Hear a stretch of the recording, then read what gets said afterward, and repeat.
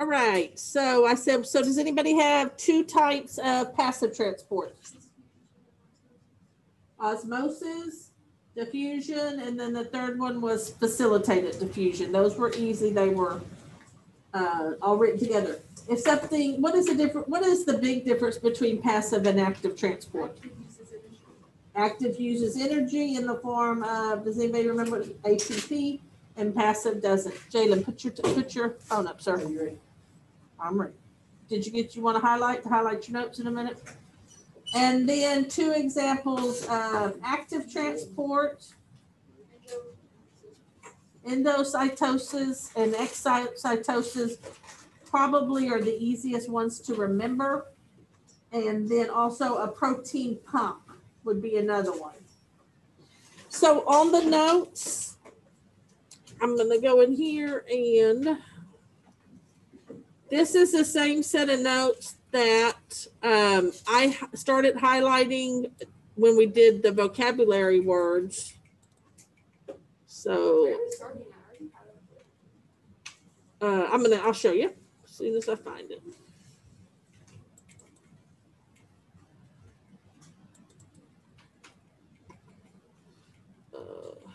Vocab, that one here, test. I think I can make this a little bit bigger.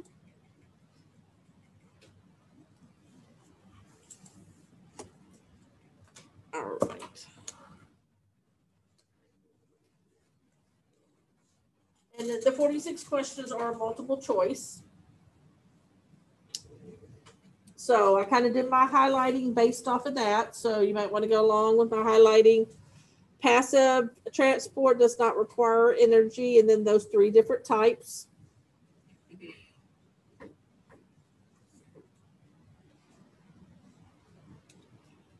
Plasma membrane is the same as a cell membrane.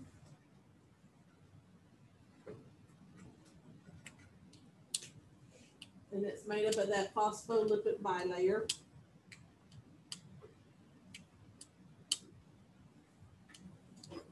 And then you need to know what homeostasis is.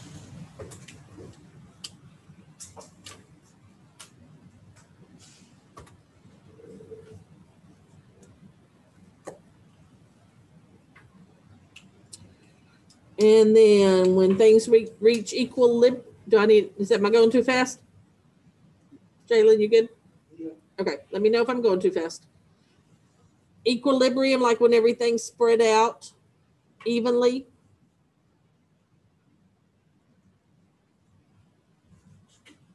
So diffusion is a movement of different types of molecules in the area of high concentration to low.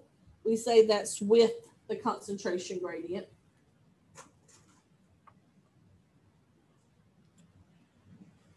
I know we've talked often about the cell membrane being selectively permeable or semi-permeable. Let some things in and keep some things out.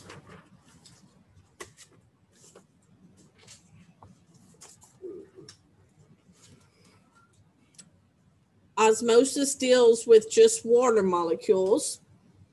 That's the big difference between it and diffusion.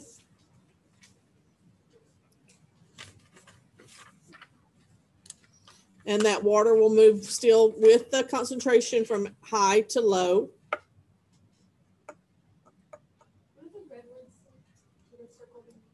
Does the dissolving is right here. So solute is a particle that is dissolved, and then solvent does the dissolving.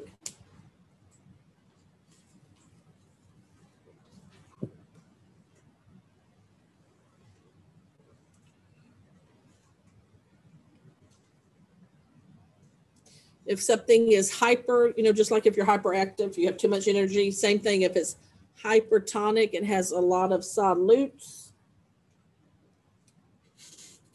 And then low water.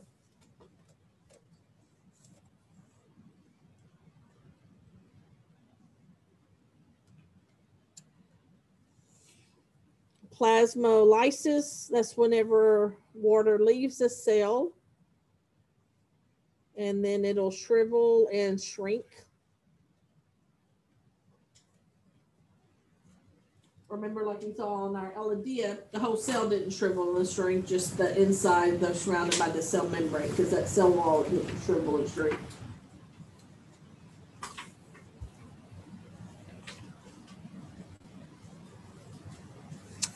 And then hypotonic with an O, that's the opposite.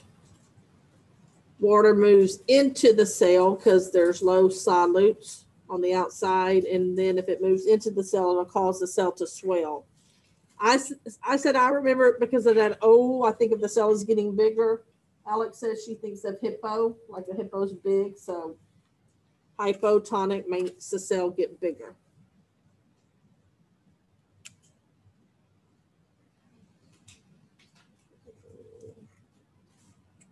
Isotonic is whenever it's equal. So remember, that doesn't mean the water isn't moving at all. It's just moving in and it's moving out for an equal amount.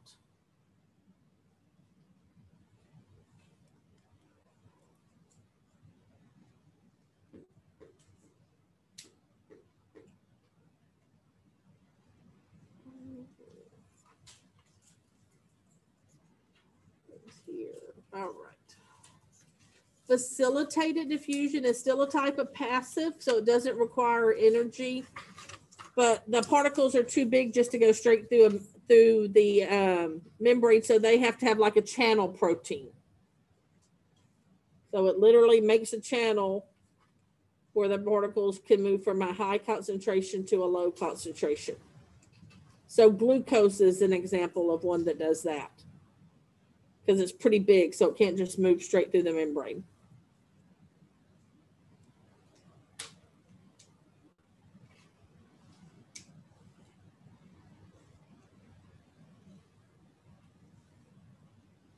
And then this one kind of just shows all the examples. On that very last one where you see that channel protein, that's going to be facilitated diffusion. And that channel just literally, just like it makes a channel, just makes a passageway where that particle can move. On this handwritten page, it's just a good page really to study all of it. Oh, yes, ma'am. I sure can. Just to that part.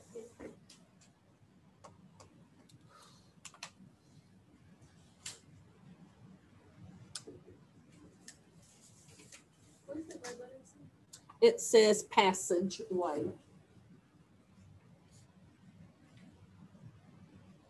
Mm-hmm. Yes, sir. I think for this should have some extra. I highlighted for you. I had highlighted the vocabulary words. You missed that vocabulary quiz on Friday, so you need to make that up sometimes. But there should have been some extra stuff because this should be more on the test. So this, like I said, I have really, it's a good thing to study this whole kind of handwritten worksheet. It's pretty short, but knowing what those different things are, hypotonic, hypertonic, and isotonic. There's several questions about that and about which way the water will move. So I think this is the back of that same page. The front kind of gave definitions, and then the back showed which way the water was moving. Because there's some questions about the definitions, and there's some questions where there's diagrams with water moving either out, if it's hypertonic, or in if it's hypo. And remember, the big difference between the cell, plant cell and animal cell, is that the plant cell has that rigid cell wall, so it can't actually burst apart, or the whole cell doesn't shrink. I'm sorry, I have a stupid question. Yes, ma'am. So you know how like when on a test it shows like a glass thing and it shows like a circle and it's like the percentages. Mm-hmm. Which one is the solvent in the soup? I always get confused. Well, Because, like, let's say it's 90 in the center and 10 on the outside. It would have to tell you which one. It would have to say like 90% water or 10% Because, water. like, it'll ask which way the water flows are going in But and out. when we did those worksheets, it said whether it was water or solvent or solute. I'm sorry. And I don't think there's any just like that on the test, but I'll double check. It's like if there's like 90% water on the outside, which way is the water going in? Because Yeah, it would go in because you already have such a high concentration on the outside. Remember, it's going to go from high to low. So you know that it's lower on the inside. So it would go from where it's highest and go to where it's lower. Okay, that's what I thought. Yeah. I meant to ask you a really long time ago, but then I forgot. Yeah, but the water is going to move from where it's a high concentration and then go to where it's a lower concentration. All right, I think this is still that same sheet. There's a little bit of it here. So all that Ms. Corman kind of hand wrote out, it's really a summary of all that was typed. And that part y'all really need to study because there's probably, I would say, 8 questions that come from that paper.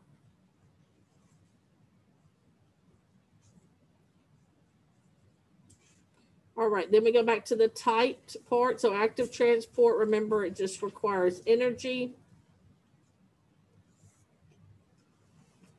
It goes against the concentration gradient, so from low to high, using a carrier protein, which acts as a pump. There's a question regarding the sodium and potassium. You just need to know that the sodium goes out and the potassium goes in. You don't need to know how many go out and how many go in, but just the direction that they go. And that's once again against the concentration gradient.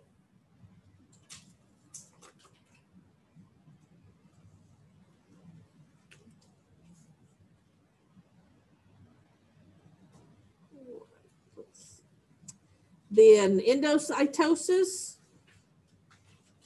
is whenever you have a large molecule and you bring it in by using a vesicle, and exocytosis would be opposite. And both of those are still requiring energy in the form of ATP. The amoeba does endocytosis to get its food.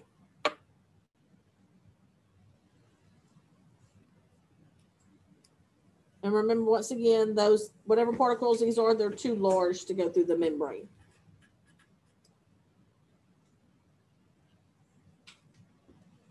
Insulin also, like you hear with diabetics, it's really large and it has to either come in or exit the cell this way.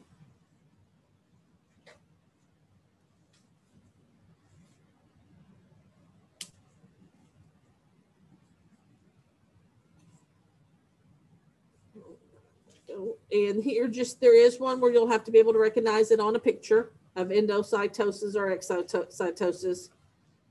It's kind of pretty self-explanatory. Remember, N is going into the cell, and exo, it would be exiting the cell.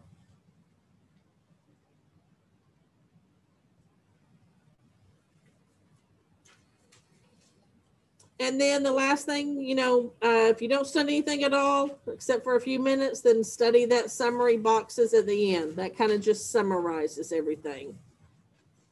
All right, did everybody get highlighted what they needed? All right, so now is when you're going to need your Chromebooks. So if you'll get your Chromebooks out, please.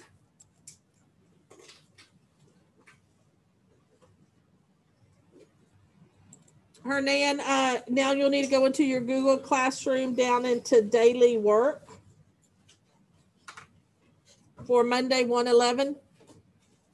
And it says review quiz. We're going to do that, or y'all are going to do that. And you can use your notes. Yeah, if you can do it on your phones, if you'd rather do it on your phones.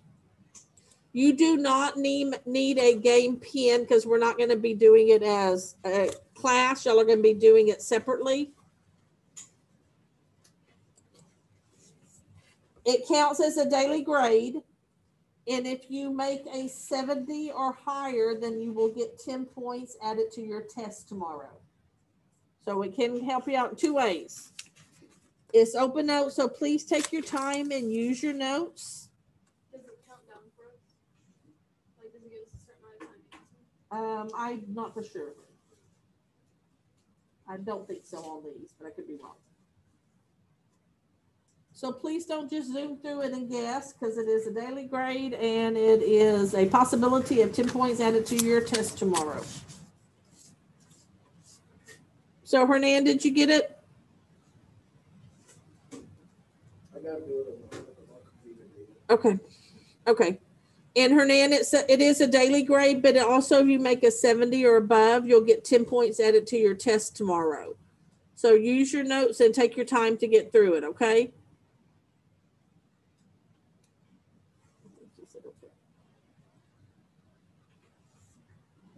Mm-hmm. Everybody's just doing that? I'm just like, I do the class with the download. Are we having computer issues today? We were having computer issues in English today.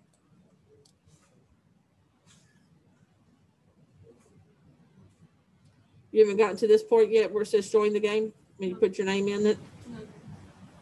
So we got Rachel. We got a few people. Oh, yeah. That open now? No, you should not have to enter a pin. If you go off of the class, go to the classroom and get it from there, you should not have to enter a pin.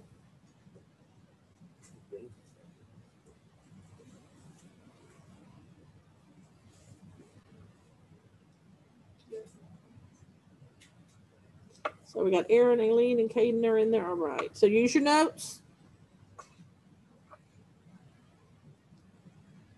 Hernan, are you able to get in there?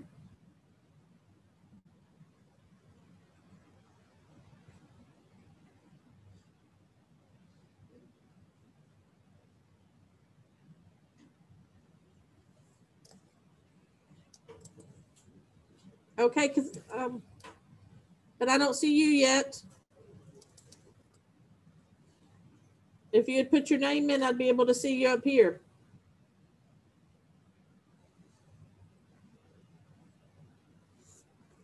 Ethan, what's going on with yours? Why don't you go out and try to come back in, maybe? Andrew, is yours still saying something? Okay.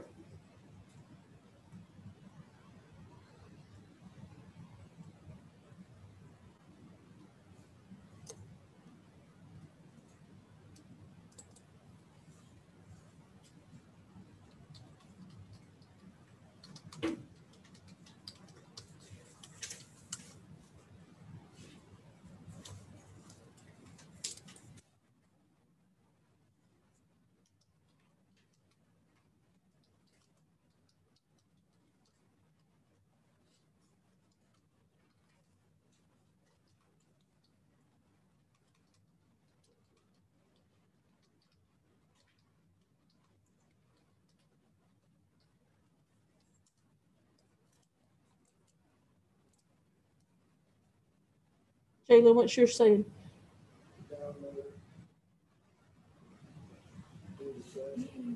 I'm sorry.